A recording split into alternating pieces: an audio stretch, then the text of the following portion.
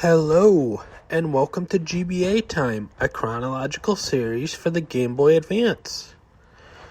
Our next game up today, game number 66, is Spyro, Season of Ice. This was released in November 2001. This is a Collectathon platformer. We're going to get 4 more sequels for Spyro on the GBA, plus there's a 2-in-1 pack. And there's 1 million units sold, and you can find Spyro on modern platforms. There is a collection of 3 of the classic PlayStation games available on Switch and PS4, and I believe Xbox as well. So let's get into the gameplay here. Nice title card.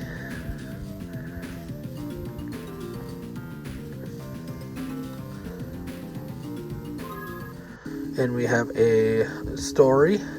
So these characters would be familiar to you if you had played the previous Spyro games. This is the first Spyro game I've played, so I am not familiar with any of these characters. But this shows that it's definitely a sequel, so. And we're getting into the gameplay here. And we're going to have Spyro running around. This is kind of the overworld, your hub space. So you have to unfreeze these fairies. You got to collect these gems. And you have to avoid falling into the water. Or as we'll see here in the level that we do here. We gotta avoid falling in the lava. So these gems are worth different points, and I believe they're currency. So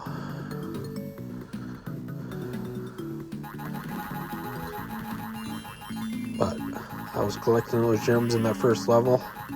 I wasn't sure what they were for, but it was still fun collecting them.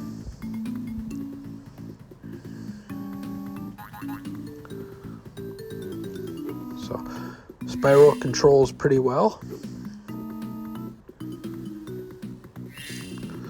but this is kind of a 2D space, or 3D space with 2D controls. So, potentially doesn't control the best, especially around these cliffs, around these edges. But we'll jump into the lava prairie here. We were unable to get to the other one, that Market Mesa. We have to collect a certain number of fairies in order to unlock those areas. So we did not do that quite yet. So we're into this lava level, if I can say that. So luckily Spyro breathes fire, so it matches with the aesthetic here. And then we gotta help these creatures solve some of their issues. So I'm gonna help this guy. I'm gonna take out some of these monsters, collect some more gems. These gems are all over the place, so you just keep walking around. These levels are big enough. And as you saw back there, that shooting water was that geyser. And on my other playthrough, there was some rocks that I could push into those holes, so it would defeat the flying enemies. But unfortunately, I spent like 5 minutes walking around here, and I could not find any of these rocks. So we took our first death, as you see here, and then it starts us at the beginning of the level. So it wasn't too bad, because these levels are not that huge.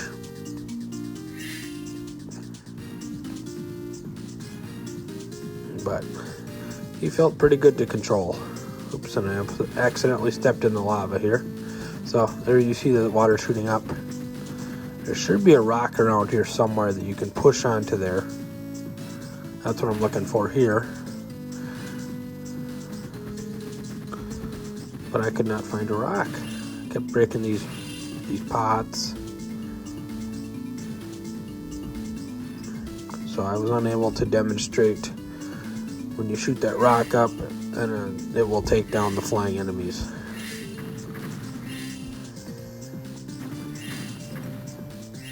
But we're going to take down these rock throwers.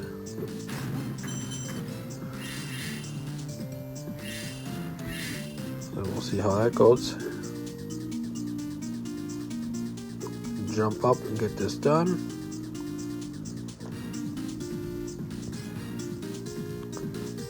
Oh, right there, that cactus that I just walked by.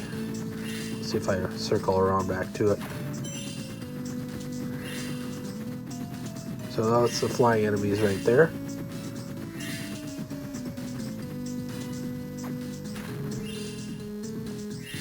I don't think I defeated any in this playthrough, unfortunately. But that's one of our objectives in this level, to complete the level. Take out all those flying enemies, along with all these club-wielding enemies. Oh, there we are. Got a little snippet of it here. Let's see if I can... Nope. Instead of pushing it the right way, I blew it into the lava. So I lost it.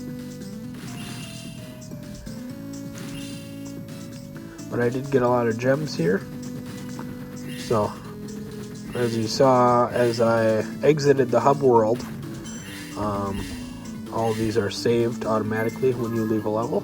So there is our Collectathon pages. So it will show you all the fairies that you got and all the gems that you got, along with what is available.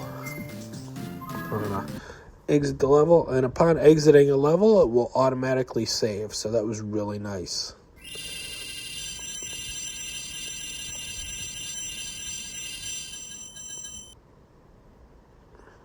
And then we are going to quit the game, and that is our playthrough for today.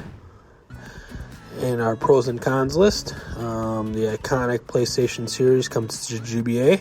And this is our first Collectathon platformer on GBA. I don't know how many we're going to get, but it's our first one. Auto battery save, and this game is easy to pick up and learn. The cons, the control can be clunky, especially around the edges, the water, the lava, and then somewhat unclear objectives. So I was given directions by the folks, and I could not figure it out at first. I gave this a B+, and I ranked this 20 out of the 66 games that I played thus far. So right below Hot Potato, that puzzle game with the cute music, and then right above the Fire Pro Wrestling, the only wrestling game we played thus far. And then next week we have our next game is Jimmy Neutron Boy Genius. So that's based on the Nickelodeon property. Very famous for that time period. Thank you all for watching. I hope you all have a wonderful day.